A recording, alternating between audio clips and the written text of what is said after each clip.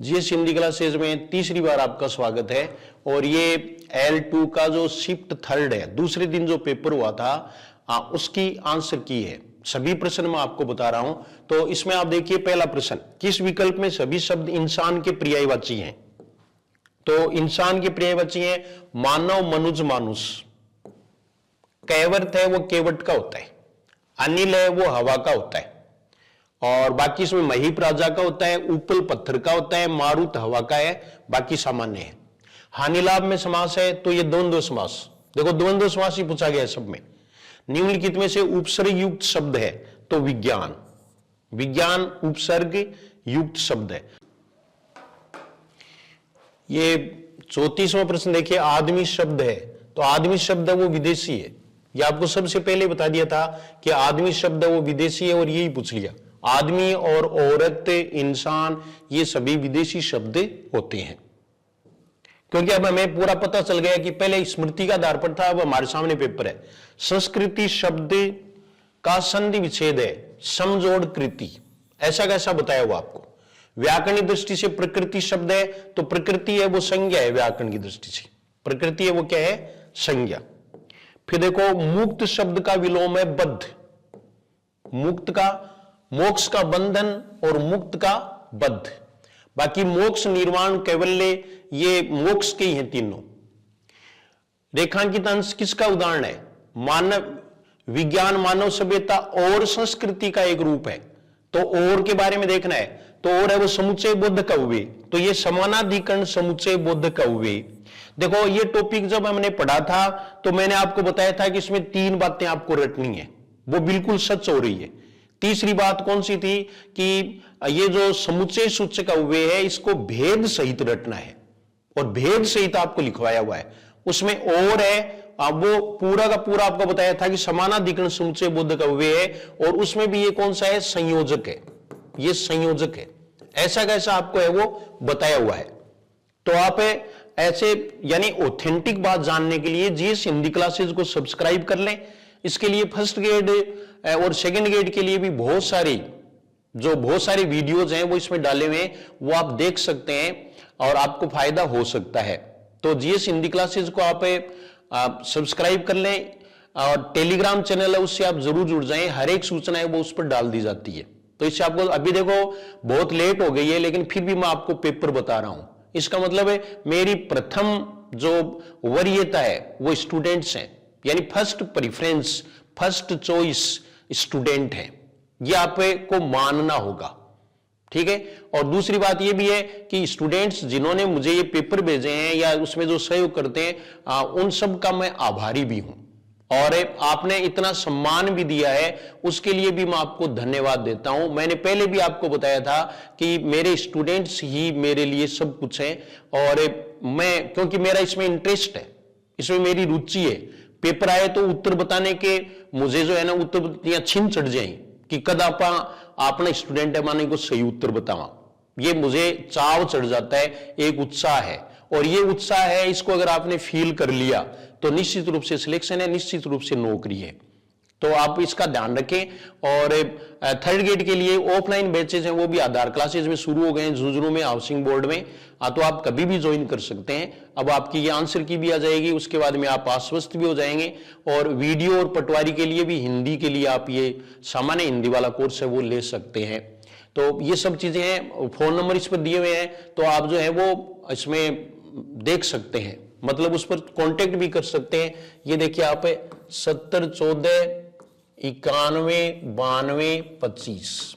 लेकिन हमें मतलब फिलहाल प्रश्नों से है, प्रश्नों की लगी अभी उत्तर कौन सा होगा। आज हमने उन्हें अविकसित मान लिया है। रेखांकित शब्द है तो ये सर्वनाम है, पुरुषवाचक सर्वनाम। फिर देखो, किस विकल्प के सभी शब्द उदार शब्द का अर्थ देते हैं? ये कई जो अलग अलग बताते रहे तो उदार का ये तो सीधा ही नहीं होगा, अनुदार तो उल्टा है, तो इसलिए ये नहीं हो सकता। ये देखो ये होगा दाता, बड़ा, सरल, श्रेष्ठ, ये होगा। इसमें कोई भी किसी प्रकार की दिक्कत नहीं है। फिर देखें, वस्तुनिष्ठ प्रश्नों के संबंध में कौन सा कथन सत्य है? इन्हें वर्णनात्मक प्रश्न कहा जाता है, ना निबंधात्मक कहा जाता है। ये प्रश्न पाठ्य विषय को अधिक से अधिक समावृत कर सकते हैं, ये सही है। इन प्रश्नों के मूल्यांकन में शिक्षक को स्वतंत्रता रहती है, मतलब ही नहीं है। इन प्रश्नों के द्वारा कम समय में अधिक प्रश्नों के उत्तर नहीं दे सकते तो दे सकते हैं। प्ले वे पुस्तक के लेखक हैं, ऐसा की ऐसी किताब आपको लिखवाई हुई है और आप कमेंट भी कर सकते हैं कि लिखवाई थी या नहीं। प्ले वे लिखवाई थी कि ये कुक महोदय की पुस्तक है और वही प्रश्न आया है, तो इससे ज्यादा और क्या हो सकता है। मैं तो आपको बता रहा हूं, बाकी तो आपको तो कोई न कोई कहीं न कहीं तो पढ़ना ही है। तो मैं ये चाह रहा हूं कि आप पढ़ें तो आपकी नौकरी लग जाए। निम्नलिखित में से राजस्थानी बोलियों में सम्मिलित नहीं है, तो राजस्थानी बोलियों में छत्तीसगढ़ी सम्मिलित नहीं है, में सम्मिलित है। दोबारा सुन लीजिए प्रश्न, निम्नलिखित में से राजस्थानी बोलियों में सम्मिलित है तो छत्तीसगढ़ी नहीं, हाड़ौती, ये तीनों ही सम्मिलित नहीं है। मगही नहीं है, बुंदेली नहीं है, छत्तीसगढ़ी नहीं है। भाषा प्रयोगशाला के संदर्भ में उचित कथन है। ये प्रश्न थोड़ा सा टिपिकल है, ऐसा लगता है कि इसका उत्तर ये तो क्या हो सकता है, लेकिन अगर हम निष्कर्ष निकालेंगे तो ये होगा, वरना इनको इसमें बोनस देना पड़ेगा। सभी छात्र एक दूसरे से संपर्क कर सकते हैं ना, नहीं कर सकते। सभी अपने केबिन में रहते हैं। सभी छात्र बाहरी वातावरण से प्रभावित रहते हैं, नहीं। हेडफोन लगे हुए होते हैं, जैसे आपके लगे होते हैं, आप लगा लेते हो ना ईयरफोन, हाँ, तो फिर संसार से कट जाते हो, वैसे ये भी कट जाते हैं। शिक्षक अपनी सीट से किसी भी छात्र को निर्देश नहीं दे सकता। कथन उचित कथन है तो दे सकता है, इसका मतलब यही बचा, इसलिए बचने के आधार पर यह उत्तर है, बाकी बोर्ड की इच्छा है। ठीक है, बाकी इस प्रश्न में जो 4/4 है ये कहीं दिया हुआ नहीं है, तो ये जो है ना वो यहां उत्तर ये ठहरता है, ये 3 बातें हो नहीं सकती इसमें, बाकी बोर्ड पर है, बोर्ड जाने। और बाकी बालाजी महाराज है, ये मान लियो थी। कौन सा शब्द एक वचन और बहुवचन में समान रूप से प्रयुक्त हो सकता है, ये प्रश्न सही निकला। कई कमेंट कर रहे थे कि ऐसा नहीं होगा, मशीन होगा तो मनुष्य होगा। इसको समझा भी देता हूं मैं आपको कि एक वचन में कि ये देखो आप मनुष्य ने कहा, ये एक वचन है। दूसरा देखो आप कि मनुष्य अभी भी जीवित हैं, मनुष्य इस संसार में ही रहते हैं, तो ये दोनों प्रकार से प्रयुक्त हो सकता है। वैसे ये देखो पुल्लिंग और अंत में ए की मात्रा हो तब ये लागू होगा, पुल्लिंग तो ये भी, लेकिन आ की मात्रा में लागू नहीं होता। और ये जो है वो स्त्रीलिंग है, और ये का बहुवचन ये होता है, हम ये नहीं कर सकते। इसका मशीन है, इसका घोड़े। तिरोहित शब्द का अर्थ है लुप्त, अर्थ पूछा है। बहन का पुल्लिंग शब्द होगा तो बहनोई, बहन का, क्योंकि भाइयों दे रखा है तो इसलिए यहां ये उत्तर मान लेंगे। सारा जीवन निचड़ चुका है, इस वाक्य में काल है, ये भूतकाल, ये भूतकाल है। हालांकि ये लगाया जा सकता है वर्तमान काल में, अगर किसी का गलत हो गया हो तो बताना।